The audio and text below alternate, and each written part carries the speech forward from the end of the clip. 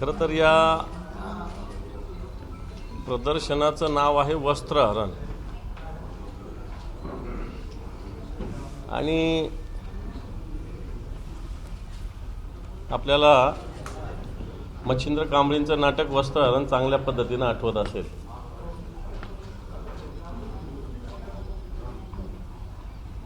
मला असं वाटतं या वस्त्रहरणाच्या माध्यमातून एक एक व्यक्ती प्रत्यक्षात काय आहे, तिची कृती काय आहे आणि प्रत्यक्षात काय आहे याचं एक वस्त्रहरण या ठिकाणी एक एक व्यक्तींचं केलेलं आहे. आणि त्यामुळं जे व्यंगचित्रकार आहे अमित पापळ, याचे संयोजक श्री घरत, आमचे प्रसिद्धी प्रमुख, या मंडळींनी सातत्यानं अशा पद्धतीनं व्यंगचित्राचं प्रदर्शन पुण्यामध्ये शिवसेना प्रमुखाच्या जयंतीच्या निमित्तानं करण्याचा प्रयत्न केला आहे. बाळ कडू अशी बेसिक थीम याची आहे आणि नंतर पुढचं दरवर्षीचं वेगळं थीम यावेळेस त्यांनी वस्त्रहरण. आणि मग आता कोणाचं नाव घ्यावं न घ्यावं अशातला भाग आहे, पण इथं पार राज्याचे मुख्यमंत्री, दोन्ही उपमुख्यमंत्री, सगळ्यांपासून तर या पुणे शहराच्या पोलीस कमिशनरपर्यंत सगळ्यांच्या सत्य परिस्थिती वस्त्रहरण या व्यंगचित्राच्या माध्यमातून केले. मला वाटतं व्यंगचित्र ही कला आहे. कला म्हणून घेत असताना एक व्यंगचित्र हजारो नव्हे लाखो लोकांच्या भावना व्यक्त करत असतात. तशाच भावना या वस्त्रहरणाच्या माध्यमातून अमित पापळ यांनी व्यक्त केलेल्या दिसतात.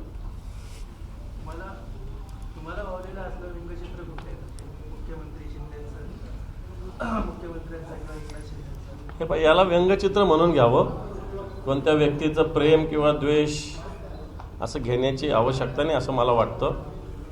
खरं तर व्यंगचित्रकाराच्या कलेला दाद या ठिकाणी दिली पाहिजे असं मला वाटतं.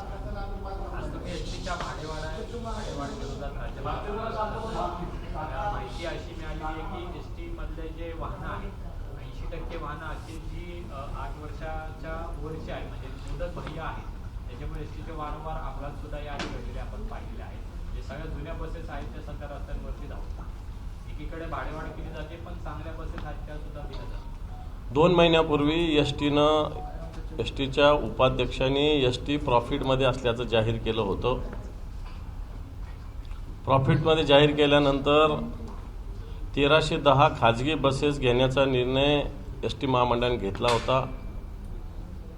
त्याच्यात विधिमंडळात पुराव्यासहित मी मांडलं होतं की जवळपास 2800 कोटी रुपयाचा भ्रष्टाचार आहे. आधीच्या मुख्यमंत्र्यांनी मंजूर केलेली ही योजना आताच्या मुख्यमंत्र्यांनी आम्ही सत्य परिस्थिती मांडल्यानंतर एक समिती नेमून हे टेंडर रद्द केलेलं आहे. एकीकडं या महामंडळात 2800 कोटी रुपयाचा भ्रष्टाचार करण्यासाठी हे लोक टपलेले असताना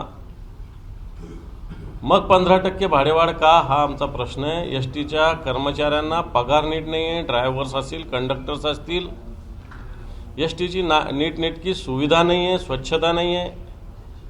ग्रामीण भागातल्या कित्येक बसेसला काचा नाही आहेत, सीट नीट नाही आहे. आणि अशा स्थितीमध्ये एसटीची दरवाढ सामान्य माणसाला खिशाला न परवडणारी आहे. मला वाटतं राज्य सरकारला किंवा एसटी महामंडळाला खाजगीकरणाला जास्त वाव द्यायचा का? कारण एकीकडे प्रायव्हेट बसेस AC देतात, चांगली सेवा देतात, टॅक्सी सेवा सुद्धा चांगल्या पद्धतीनं या गावाहून त्या गावात झालेली आहे. असे असताना एसटी आधुनिकीकरणाकडे वाटचाल करायची तर एसटी अजून मागे जाते. बाकीच्या ठिकाणी अनेक सवलती दिल्या जात असताना एसटीला मला वाटतं राज्य सरकारने हा जो काही तोटा आहे हा सहन केला पाहिजे आणि एसटीची भाडेवाढ होऊ दिली नाही पाहिजे. ही भूमिका शिवसेनेनं घेतलेली आहे. काल संपूर्ण मराठवाड्यात आंदोलन झालं, आज संपूर्ण महाराष्ट्रामध्ये आंदोलन होते. शिवसेनेनं याविषयी आवाज उचललेला आहे, कारण एसटी सर्वसामान्याची आहे आणि सर्वसामान्यासाठी आवाज उठवणं हे मला वाटतं शिवसेनेची भूमिका आणि ती काम शिवसेना करते. बाबा सिद्दीकी यांच्या हत्या प्रकरणामध्ये मोहित कंबोज यांचं नाव आता आलं. म्हणजे दबाबामध्ये बाबा सिद्दीकी यांचे जे मुलगे आहेत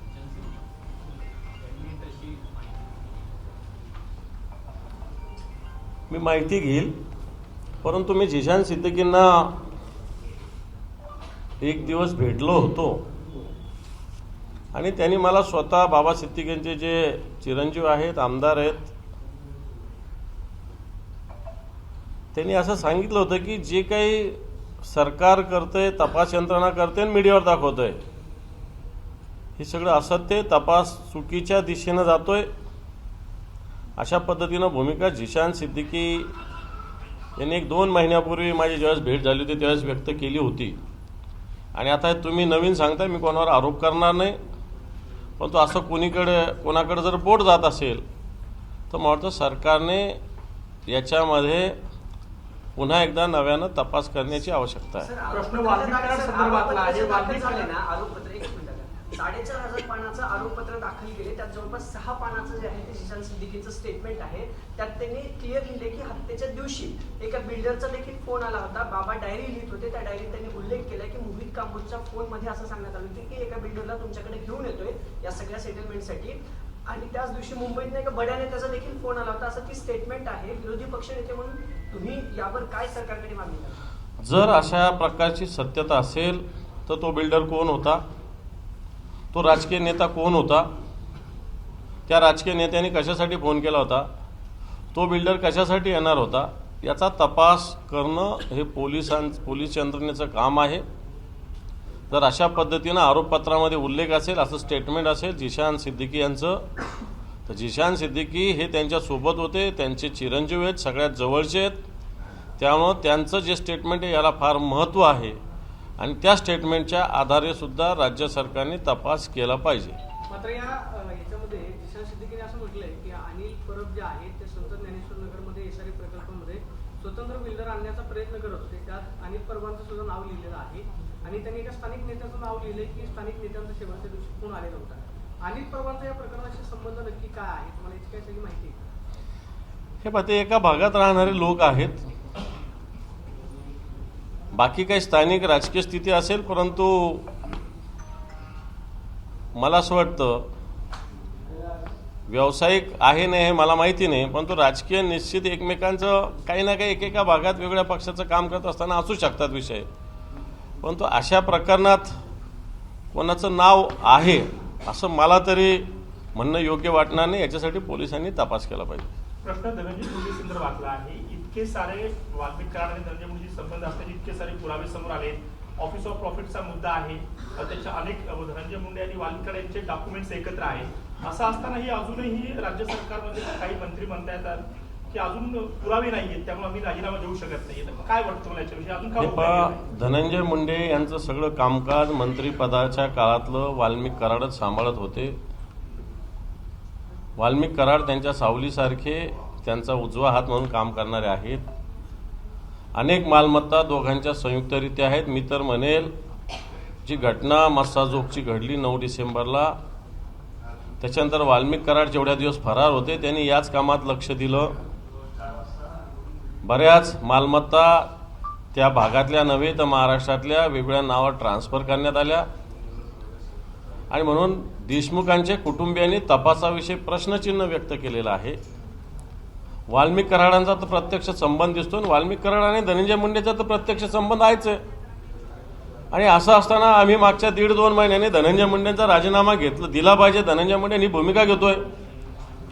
सत्ताधारी पक्षाचे लोक अजूनही पुरावे मागतात. कोणते पुरावे याच्यात असले पाहिजे? एकीकडे शिवाजीराव निलंगेकरांनी मुलीच्यासाठी एक फोन केला म्हणून 1 मार्क वाढला अशा प्रकारचा आरोप असताना, अब्दुल रहमान अंतुलेने सिमेंटच्या प्रकरणात आरोप असताना अशा लोकांनी राजीनामे दिले होते. इकडे धनंजय मुंडे आणि वाल्मिक कराड सोबत आहे दररोज सावलीसारखे. प्रत्यक्ष सगळे व्हिडिओज आहे, CCTVज आहे, सगळ्या गोष्टी असताना सरकार निर्लज्जपणे धनंजय मुंडेंना आजही सरकारमध्ये ठेवतंय. ज्याचा मिरचीशी संबंध असा आरोप होता. प्रफुल्ल पटेल प्रत्यक्षात देशाचे पंतप्रधान मुंबईत येऊन म्हटले की जो कुछ लोग मिर्ची का व्यापार करते, कुछ लोग मिर्ची से व्यापार करते, असा आरोप असणारे व्यक्ती पण धनंजय मुंडेची बाजू घेतात.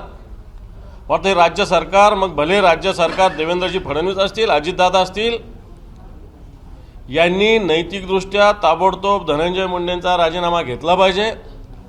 धनंजय मुंडेंच्या मंत्रिपदाविषयीच बीड असो किंवा महाराष्ट्रातील जनतेचा रोष आहे. ठिकठिकाणी मोर्चे निघतात. या पुण्यालाही मोर्चा निघाला होता, परवा मुंबईलाही मोर्चा निघाला, संभाजीनगरला मोर्चा निघाला, बीडला निघाला, धाराशिवला निघाला. ठिकठिकाणी मोर्चे हीच भूमिका व्यक्त करत असताना सरकारला कोणते पुरावे पाहिजे की धनंजय मुंडे आणि वाल्मिक कराड एक आहेत? हा माझा सरकारलाच प्रश्न आहे. दबाव निर्माण करण्यात विरोधी पक्ष कुठं कमी पडतोय का? कारण इतके तुम्ही सांगते इतके सर्व पुरावे आहेत तरी अजून दाब देत नाही, ते विरोधी पक्ष कुठं कुचकामी ठरतो का? विरोधी पक्ष कुचकामी ठरत नाही. विरोधी पक्षांनीच हा आवाज उठवलेला आहे. नाही तर यांनी असे अनेक खून पचवलेले याच्या आधी. विरोधी पक्षांनी या प्रश्नात घुसले. पहिल्या दिवशीपासून मी मराठवाड्यातला आहे, मी तिथं प्रत्यक्ष गेलो. घटना घडल्यानंतर ताबडतोब दुसऱ्या तिसऱ्या दिवशी नातेवाईकांशी भेटलो. त्यांनी जी सांगितली त्याचा तपास केला आमच्या पद्धतीनं, कार्यकर्त्यांची यंत्रणेच्या माध्यमातून. विधिमंडळात आवाज उठवला, ठिकठिकाणी मोर्चामध्ये सहभागी झालो, सरकार दरबारात पत्रव्यवहार केला. आता विरोधी पक्षांनी याच्यावरती काय केलं पाहिजे तुम्ही सांगा. गळा धरून तर राजीनामा लिहून नाही घेता येत ना कोणाचा. हे तर काम सरकारचं आहे. अंजली दमानी यांनी काही डॉक्युमेंट्स काढले, ते डॉक्युमेंट्स जर निवडणूक आयोगाला दिलं तर धनंजय मुंडेंचं मंत्रिपद नाही तर त्यांची आमदारकी पण रद्द होऊ शकते असं त्यांचं स्टेटमेंट आहे. ऑफिस ऑफ प्रॉफिट मला राजकारणाशी घेणं देणं नाही, पण संतोष देशमुख प्रकरणात वाल्मिक कराड यांचा जसा संबंध तसा धनंजय मुंडे यांचा संबंध आहे. त्यामुळे धनंजय मुंडेंनी राजीनामा दिला पाहिजे. बाकी त्यांचे काय कागदपत्र असतील, त्यांची निवडणूक रद्द होईल न होईल मला माहिती नाही, ती व्हावी न व्हावी याच्याशी मला देणं घेणं नाही. परंतु राज्याच्या मंत्रिमंडळात धनंजय मुंडेंना ठेवता कामा नये ही भूमिका आमची आहे. बीड जिल्ह्यामधले सत्ताधारी पक्षातलेच आमदार म्हणतात की तिथले पोलीस अधिकारी कर्मचारी जे आहेत ते वाल्मिक कराडशी संबंधित आहेत. मुख्यमंत्र्यांकडे ते मागणी करणार आहेत की पोलीस अधिकारी आणि कर्मचाऱ्यांची बीड जिल्ह्यातला बदली करा. तर धनंजय मुंडेंच्या खरं तर पोलिसांशी संबंध असल्यामुळे तपास योग्य रीतीनं होत नाही असं मला वाटतं.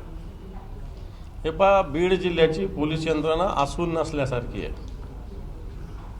बीड जिल्ह्यामध्ये साधा कॉन्स्टेबलही मुक्तपणे काम करू शकत नाही अशा प्रकारची स्थिती आहे. बीड जिल्ह्यामध्ये साधा तहसीलदारही त्याच्या मनाने काम करू शकत नाही अशी स्थिती आहे.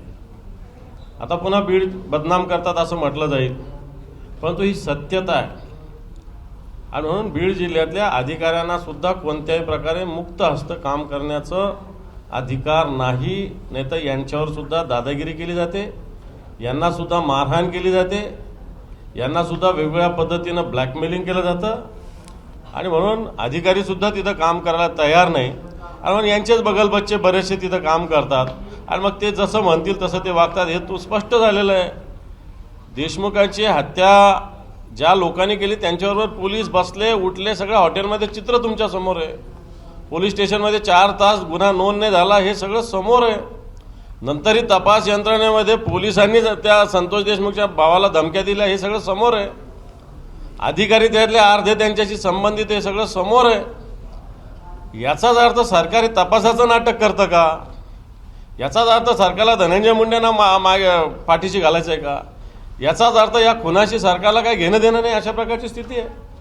रवी राणांनी एक मोठं विधान केलं होतं की उद्धव ठाकरे हे फडणवीसांसोबत काहीतरी छुपी रणनीती करतात आणि संजय राऊतांना कधीही मोठा धक्का बसू शकतो आणि उद्धव ठाकरे हे फडणवीसांचं नेतृत्व स्वीकारतात. रवी राणांना हेच सांगू इच्छितो मी की उद्धवजी ठाकरे साहेब आणि शिवसेना जे करायचं ते उघड ओपन करतील.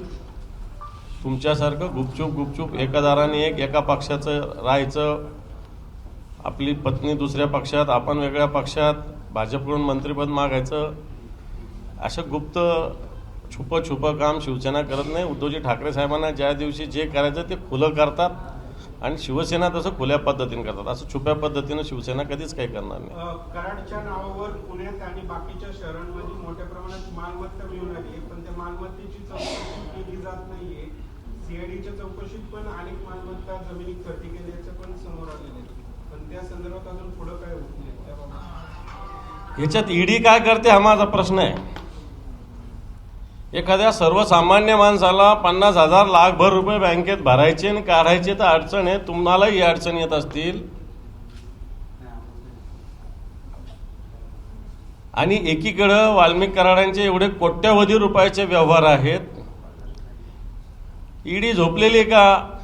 इन्कम टॅक्स झोपलेला आहे का? सामान्य माणसाला 50,000 रुपये बँकेत काढले, 1,00,000 2,00,000 टाकले तर दुसऱ्या दिवशी नोटीस येते. तुम्ही करा एखाद्या दिवशी, आपोआप नोटीस येते.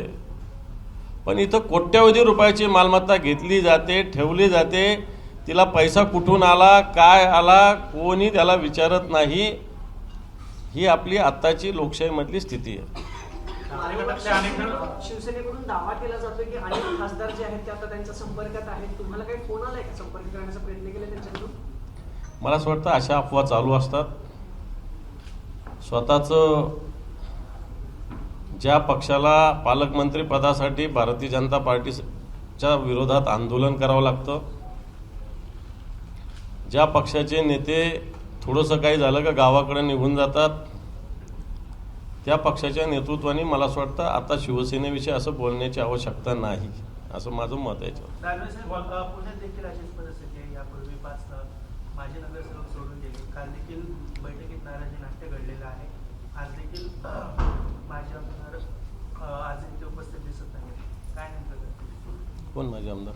मोकाटे नाही, हा मी फक्त जिल्हा प्रमुखांना इथं बोलवलेलं आहे. माझे आमदार वगैरे काही मी पक्षाचं हे नाही बोलवलेलं आहे. मी फक्त जिल्हा प्रमुखांना बोलवलेलं आहे. आणि शिवसेना ही मास बेस संघटन आहे. कोणता एखादा नेता गेला म्हणून शिवसेनेचं संघटन थांबत नसतं. अनेक लोक गेले, भुजबळांपासून गणेश नाईकांपासून. शिवसेनेचं संघटन हे शिवसेना प्रमुखाच्या विचाराला आणि उद्धवजींच्या नेतृत्वाला मानतं. त्यामुळे एखादी व्यक्ती गेली म्हणून शिवसेना संपत नाही. शिवसेना मास बेस पार्टी, पर्सन बेस नाही. काही पक्ष व्यक्तीवर चालतात, आमचा पक्ष कोणत्या व्यक्तीवर चालत नाही. आमचा पक्ष हा जनतेच्या ताकदीवर, आमचा जो हार्डकोर कार्यकर्ता आहे त्याच्या बळावर चालतो. स्थानिक स्वराज्य संस्थेच्या निवडणुकीचा मार्ग मोकळा होण्याची शक्यता सुप्रीम कोर्टात महत्त्वाची सुनावणी आहे. मला असं वाटतं अजून ज्या दिवशी खरोखर निवडणूक जाहीर होईल त्या दिवशीच खरं आपण समजू. बाकी अनेक विषय त्याच्यात जनगणना सुरू होणार आहे, रिझर्वेशनचा मुद्दा आहे, वॉर्ड रचनेचा मुद्दा आहे. ते काही सहजासहजी लवकरात लवकर होईल असं मला तरी वाटत नाही. राष्ट्रवादी काँग्रेसचे पुण्यातील पदाधिकारी बाबूराव चांदेरे यांचा एक व्हिडिओ व्हायरल होतोय. तर वाल्मिकांचं प्रकरण पाहिले असेल, एकामागे एक प्रकरण उघडकीस आली. त्यानंतर बाबूराव चांदेरे देखील अनेक प्रकरणं उघडकीस आली. त्यांनी जमिनीवर ताबा घेतला असे आरोप केले जात आहेत. तर अनेक लोकांना मारहाणी केल्याचे देखील व्हिडिओ समोर आले. आणि अजितदादांचे हे समर्थक आहेत, निकटवर्ती आहेत, सातत्याने त्यांच्या भोवती असतात. त्यामुळे कुठेतरी यांच्याशी डेरिंग वाढत नाही. सत्तेचा माज किती असतो हे सत्ताधारी या महाराष्ट्रात दाखवतात. या महाराष्ट्राची लूटमार चालू आहे. या महाराष्ट्रातील सर्वसामान्य माणसाला जगणं मुश्किल या सत्ताधारी मंडळीने केलेलं आहे.